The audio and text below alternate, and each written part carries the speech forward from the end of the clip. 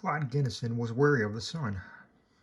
Well, not the ball of incandescent gas keeping him space marble warm, with a bet on 8 minutes, so much as what it might present beside him during the sunlight's spotlight around its everlasting ebbing orbit. The sun, per se, was not hot on his trail like its conscience, that he might look on the wall and see his accommodating shadow, yet go outside and there isn't one on the pavement. Alarmingly, or if there is, it might not be his height or shape. Would that he would spread the voluptuous wings of a night owl, he needn't be a recluse. He hated the term recluse, as if it inferred you were once with clues that didn't add up, or they do too much now, or they never were anything more than like the projected black pools of light situated result. Hiding or bending to the will of movement. Clyde thought to himself, draped in moonlight. What kind of plague permeates this house, even beyond what power terminally, barbarously betrayed Mercutio could declare?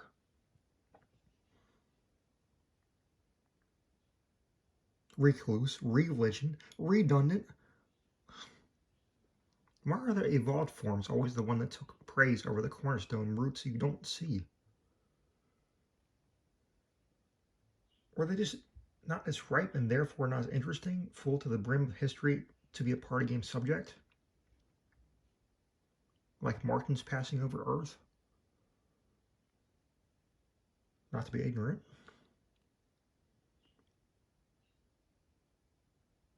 You didn't go outside and announce yourself to the birds.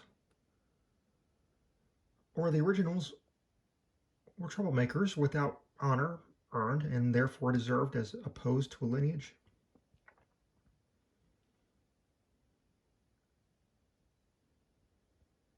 It was often advised, don't meet your heroes, in case the shadow exaggerated the imperfect shrunk object or personage.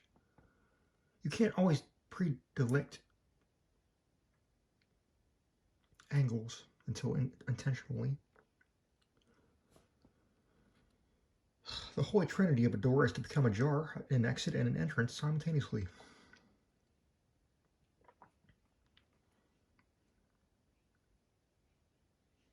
A terrified passenger can see an accident probable in an already designated direction much sooner than a driver on one too many doses of NyQuil, and mourn them as they will.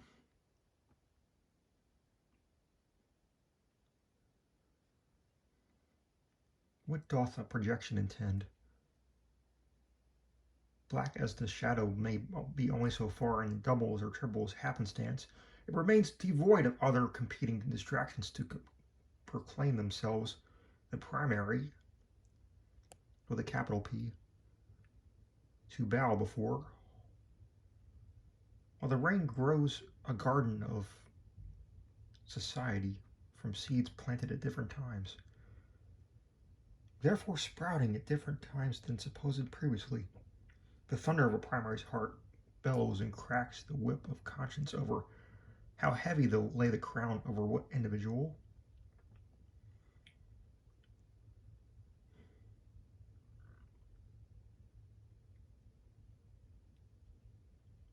Whom is still a what?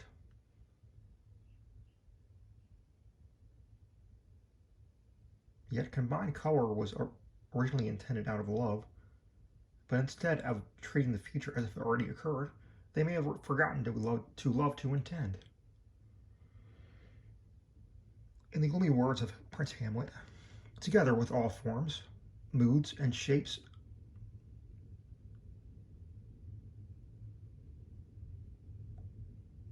quote, together with all forms, moods, shapes of grief that can denote me truly, these indeed seem, for they are actions that a man might play, but I have that within which passeth show.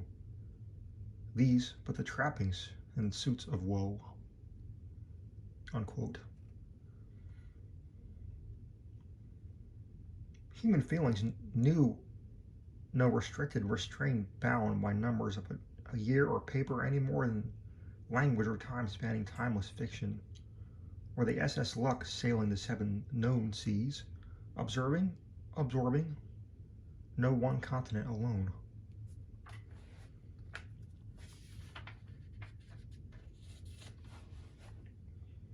Words claimed mattered not as power of action until a fiery temper gives them both leave for a word to be the driver sometimes upon action. Nothing matters very much and very little matters.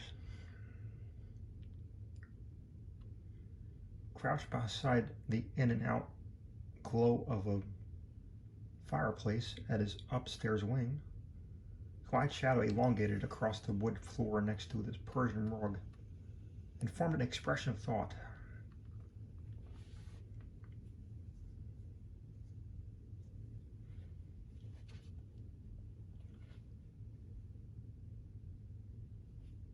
Though a fist against jet black smoky chin that his master did not dictate, initially, and pondered silently.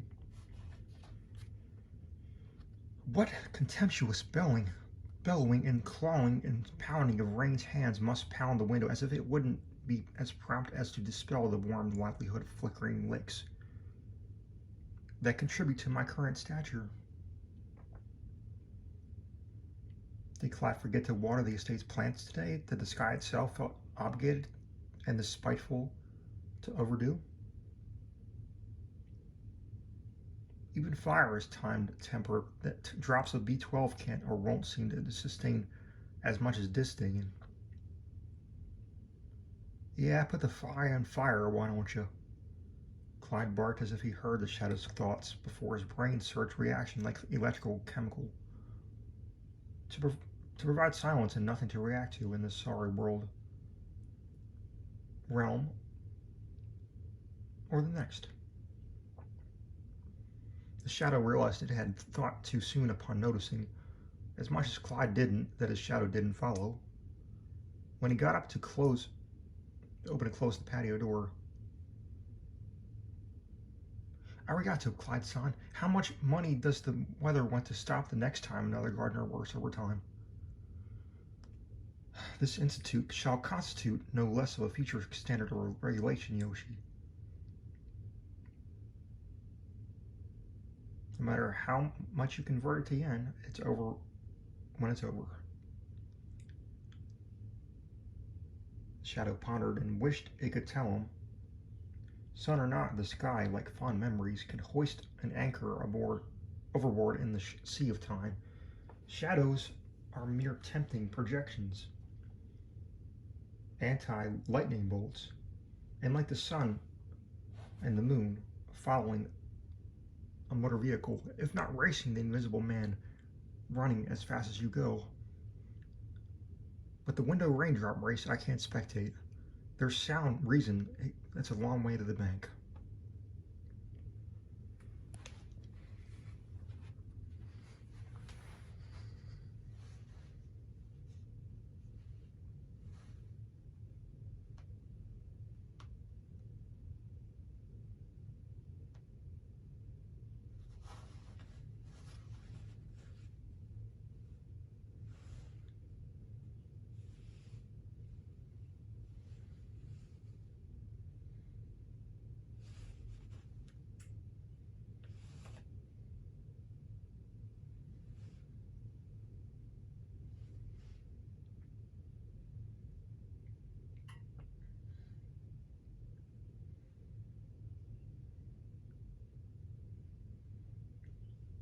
Twilight dusk was the time of day Clyde's shadow felt the most productive because the farthest lengthened.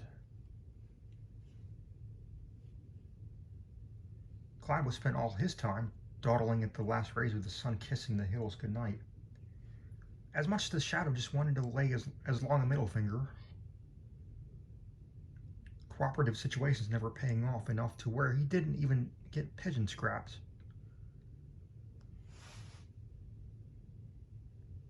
Well, What better way to find yourself than scram and frame?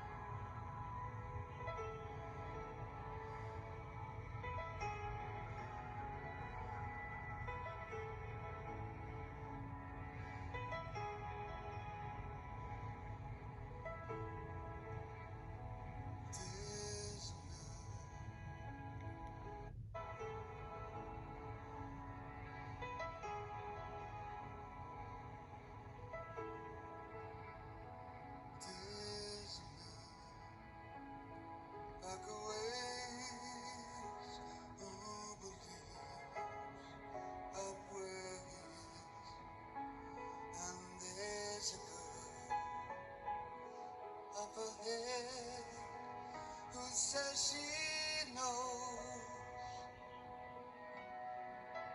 and the street overflows with folk who understand. For the guy who can't be seen is the shadow man,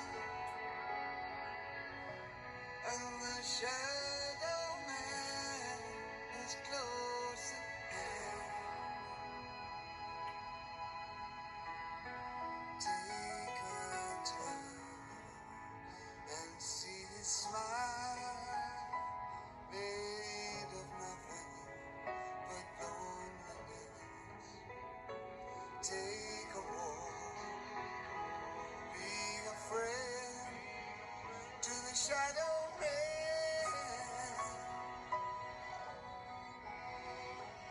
You can call him Joe, you can call him Sam. You should call and see who answers, for he promises to come running, guided by the truth. For the shadow man is really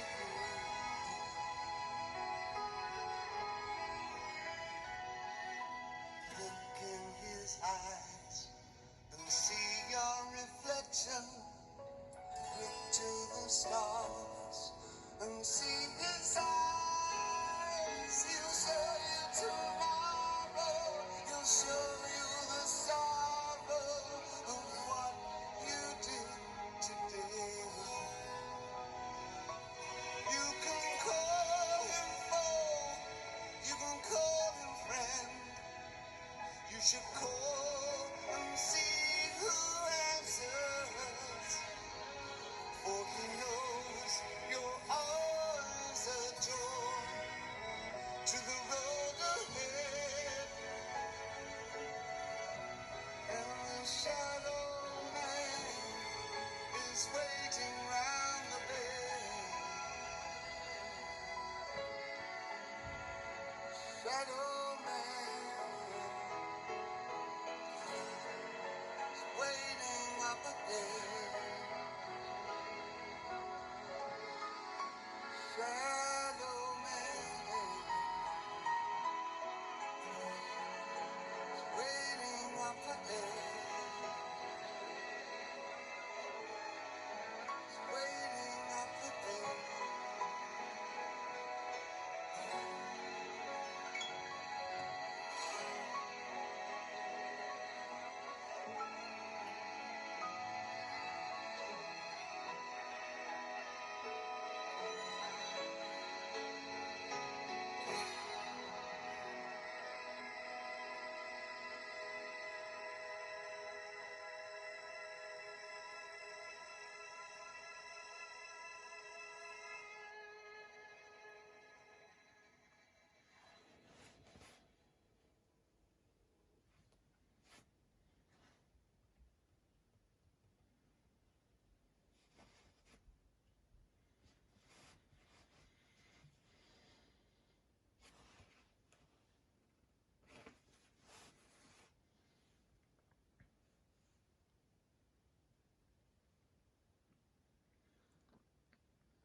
Cat burglar, shadow killer strikes town.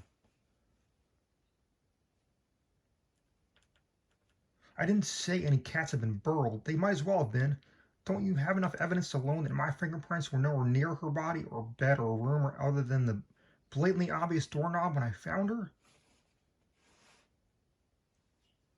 Witness Jamie Manchevsky testified with gunpowder to dynamite desperation yesterday at Putnam County Courthouse after having been handcuffed and interrogated upon having reported his sister found strangled in her bed overnight. Yet forensic evidence circumstantially projects blackened markings on her neck and bedsheets and pillow as though she were into a sadomasochistic fetish involving lumps of coal for the naughty girl.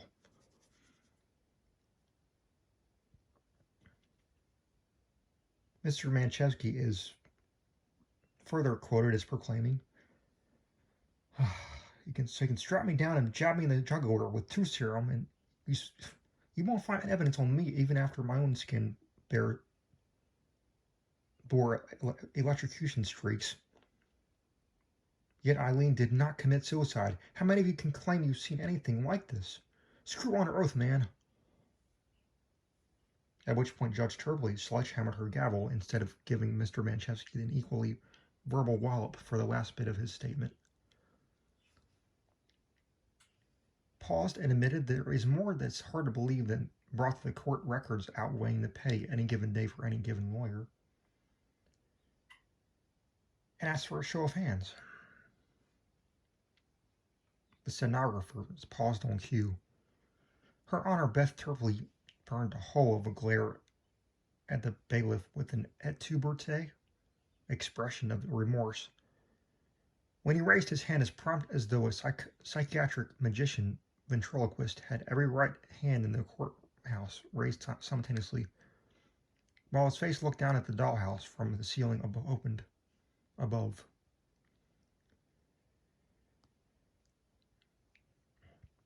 Her Honor later confessed to news reports that it was as dead quiet as though the cricket itself raised an unseen proverbial hand in agreement, quicker than even her jury's guiltiest reckoning of a defendant, which is another story. When really, what is a defendant chair but an open L, unfinished rectangle of wood? After all, 20 seconds, Mr. Manchevsky concluded, well, stuff me in a bun and call me Frank. Do you think the shadow just copied my fingerprints? You might as well have. Such a senseless waste of human life. I suppose you're just going to tell me the shadow did it?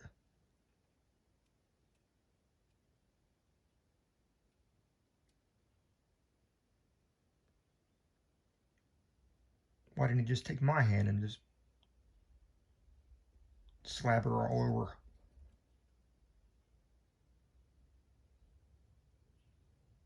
And he stomped out of the witness box and no further questions.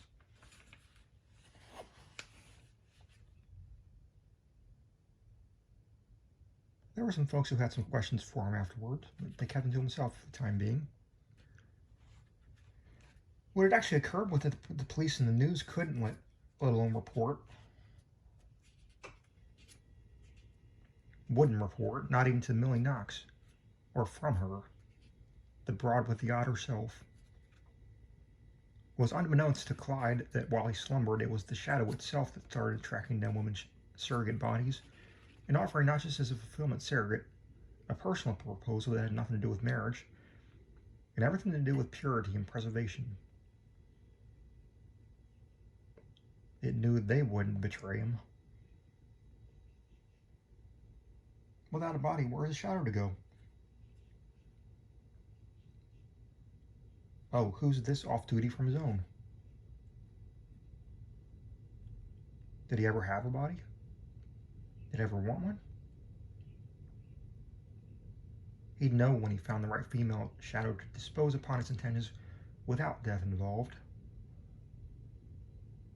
But really, who could catch on?